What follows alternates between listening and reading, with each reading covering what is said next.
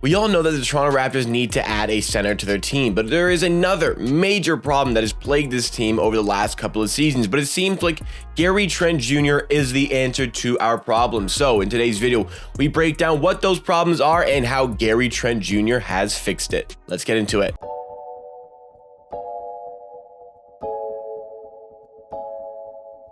Welcome NBA and Raptors fans. This is Amateur Hour Sports, your source for everything Raptors related. We do Raptors news coverage, mock trade breakdowns, analysis, game recaps, and so much more. So if you like the Toronto Raptors, then you are going to love Amateur Hour Sports. So make sure you are subscribed to the channel. We're on a road to 8,000 subscribers, and in return for subscribing, you get 4+ videos a week, all concerning your favorite team, the Toronto Raptors. But let's get down to business for today's video. Talking about the game yesterday against the Memphis Grizzlies, the Raptors rally back from a 14-point deficit and end up winning the game big in the end, 126-113, after a very, very ugly first half by the team, which highlighted more of the Raptors' problems. We saw the solution to just some of them in the second half, especially from Trent Jr., because Trent Jr., it seemed like he wasn't having a good game after struggling against the Golden State Warriors a few days prior to this one. He had a tough first 3 quarters. He was 3 for 9 from the field with 9 points. Then Trent Jr., I don't know what possessed him in the fourth quarter, but he had 17 fourth quarter points en route to helping the Raptors, almost carrying the Raptors to that victory in the end. Also, big shout out to Precious Achiuwa for that 17-point third quarter that he put up to get us back in the game, which allowed Trent Jr. to solve the problem. And the problem only arose because we're even close in the game, but we're going to get to that. So the Raptors in this one, great team performance offensively. The Raptors in the end have all 5 starters with at least 17 points. And when we needed the bench to chip in and help us, they did so on some occasions to help us get back into the game as well. But what was the problem in the first half was the defense. It was very much a highlight of the lack of center for this team, a lack of rim protection for this team.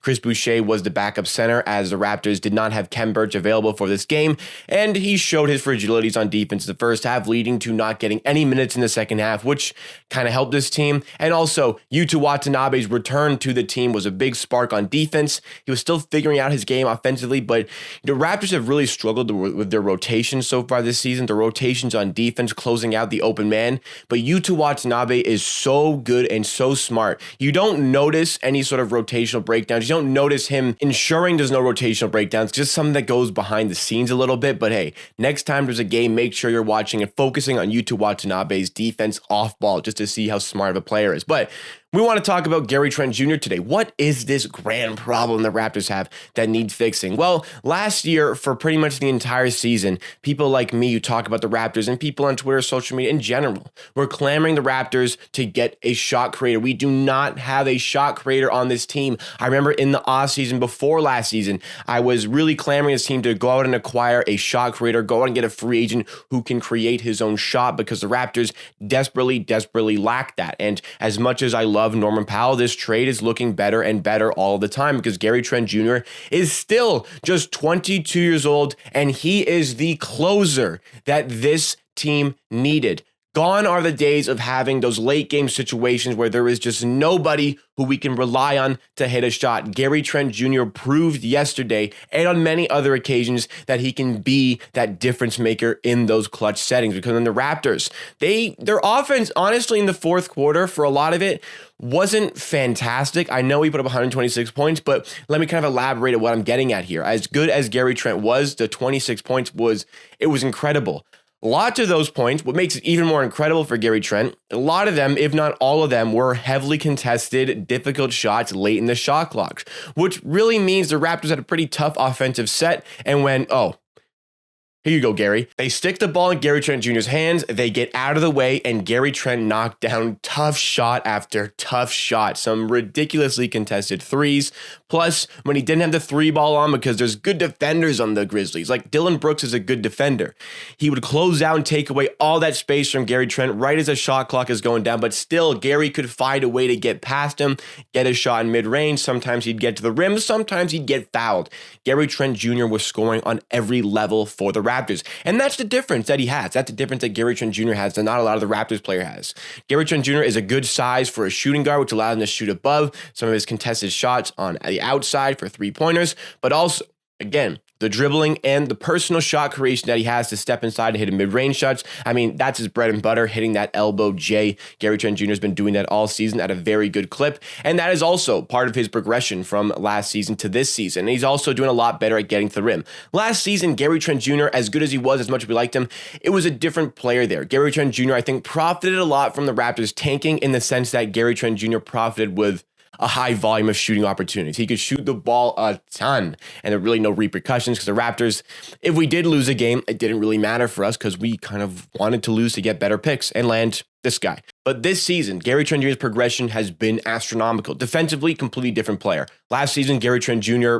was not a good defender, really. He wasn't a great defender. This season, a really good defender. In fact, just a week ago, he was ranked number 3rd on the NBA defense ladder. He's one of the top players in the league in deflections and one of the top players in the league in steals. He came into last night with the 4th highest steals per game in the entire NBA. Yes, this is Gary Trent Jr. But the offensive side of his game is also going a little bit overlooked because of how good he is defensively now.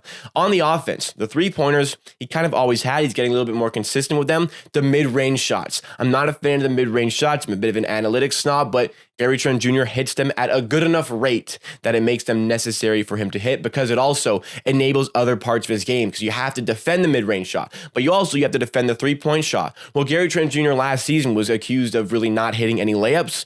Now he is. Now he's also getting to the rim. 3 layers of his scoring game makes him a very difficult check. He's also good at getting those fouls and getting those free throw opportunities, where he is a very good free throw shooter. There are so many different ways Gary Trent can hurt you, because if it's not a catch and shoot, it is pulling up off the dribble. And again, this is what the Raptors have lacked. Last season, for a lot of the season, we lost so many of those close games. What ultimately led to the tank was the Raptors obviously went into the season with aspirations of being a high playoff seed again. But what kind of led to a lot of these very narrow losses is the fact that we could not get those last few shots to drop. We could not get the finishing touches on a game that was very close. 2 seasons ago, the season after Kawhi Leonard left, what helped us a lot was that Kyle Lowry was the court general that isolated these very key matchups for the Raptors to go and win games. That's what made that team in 2019-20 so good, despite Kawhi Leonard leaving the team. Kyle Lowry was the general. He knew where the matchup was. It wasn't about a specific player helping us in the clutch. Kyle Lowry himself could either get the bucket or also find somebody else who could get the bucket. But obviously, we really did miss Kawhi Leonard en route to that championship. I mean, the amount of times in late game situations Kawhi Leonard bailed us out was ridiculous. Fred VanVleet also in the NBA Finals bailed us out of a lot of late game situations. But the Raptors, since Kawhi Leonard has left, really don't have that closing figure, that one guy you can give the ball to and just trust him to make a basket. As much as I love Pascal Siakam, his archetype just doesn't quite cater to that. It's not really a knock against Pascal Siakam. We wanted him to be that guy last season, but he just doesn't favor his game, just doesn't suit his game to be that guy. That is just the reality of the situation. But Gary Trent Jr. comes in replacement of Norm Powell. As much as I love Norm, there were some situations last season in late games where he did kind of falter. Gary Trent Jr. does not show any signs of that. Gary Trent Jr., he's got no conscience whatsoever in these situations. He is going to pull up the shooting opportunity. And he had a bad game. He shot 3 for 9 from the first 3 quarters and just exploded in the fourth quarter. Shot 5 for 8 from the field in the fourth quarter. Again, the 17-point fourth quarter is really what carried us over the line in this one. And this is the difference maker. This is the difference maker we've been looking for. Gary Trent Jr. signed a 2-year contract, was an option of a third, a player option, which is going to be a little bit tough for the Raptors to swallow, giving him that, because $18 million per year was perceived as a gross overpay. I myself set a budget of $18 million, so I was like, okay, right on the top of my budget, still within the budget at least. But the problem is 2 years, $18 million, that's going to be a good contract. The player option, the way Gary Trent Jr. is playing right now, is probably going to get turned down, which means the Raptors are going to be in a little bit of a hole with that. Either we're going to have to pay him or he's going to decide to go somewhere else. That's a long time away. Right now, this contract looks pretty good based on the value. It doesn't look good that we didn't confirm it for a little bit longer. Did I kind of understand why they did that? Sure, they didn't want to commit to Gary Trent with that much money because it was a little bit expensive for Gary Trent Jr., admittedly, at the time. But the way he has progressed, he's clearly working on his game to make himself better. One quote that he had in the offseason that was really striking to me, comparing the Western Conference to the Eastern Conference, was, in the West, you dribble up the court, you shoot the ball. But in the East, you actually play defense. So now he understands what it takes to play for the Toronto Raptors, though their defense isn't quite showing it this season. His personal progression on defense shows that he has the drive and the desire to work and make himself better. The shot IQ has certainly improved compared to last season, and as a result, he's knocking down them at a more generous clip. So Gary Trent Jr. at 22 years old, he's going to be 23 years old very, very soon. He's got so much potential. We talked about it a lot in the previous season, but the way he has grown in one offseason just highlights that he wants to be better. He wants to be a better player, and he's going to work in order to make that happen. Is Gary Trent Jr. going to come alive in every single clutch game? No. He's had some struggles in some clutch games, but he's had some great games in those late game situations. He's had some great performances in those late game situations that has put us over the line. When you need a big bucket, when the Raptors have needed a big bucket, Gary Trent Jr. has stepped up to the plate on many different occasions. The Raptors, if a set breaks down on offense, they give him the ball, they get out of the way, and Gary Trent Jr. does his thing. And he does his thing a lot of the time. And it's very dangerous, and it's very difficult for opposing teams to guard. And even though the Memphis Grizzlies aren't a great defensive team, Gary Trent Jr. certainly showcased his ability because they contested a lot of those shots. You look back at the highlights, there was a lot of tough shots in there, but Gary Trent Jr. has fixed that major problem of the Raptors not having that shot creator and not having that closer.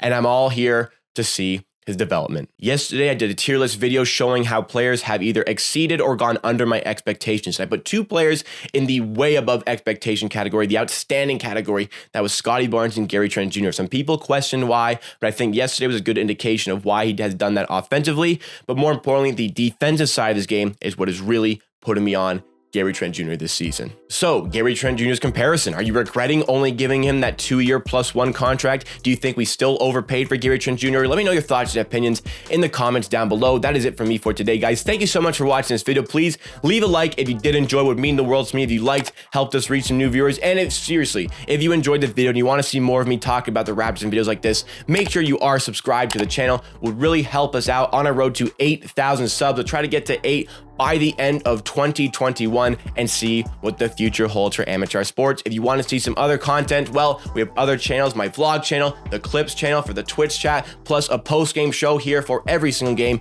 or you can even watch my watch parties on Twitch, twitch.tv/amateursports. We'll see you again next time for another video.